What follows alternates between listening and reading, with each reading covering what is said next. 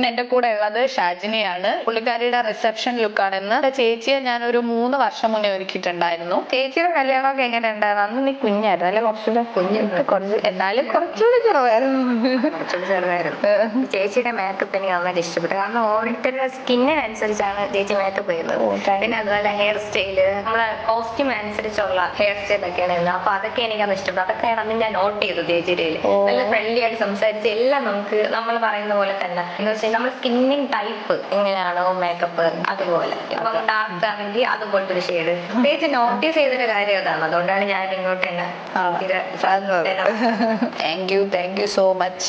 എന്തായാലും ഇതിലും പറയാൻ എനിക്ക് റിവ്യൂ കിട്ടാനില്ല. ശരിക്കും പറഞ്ഞാൽ അവരുടെ സൗന്ദര്യം എന്താണ് അതിനെ കുറച്ചൊന്ന് എൻഹാൻസ് ചെയ്ത് കഴിഞ്ഞാൽ ഭയങ്കര രസമായിരിക്കും അല്ലേ ഷാജിനി?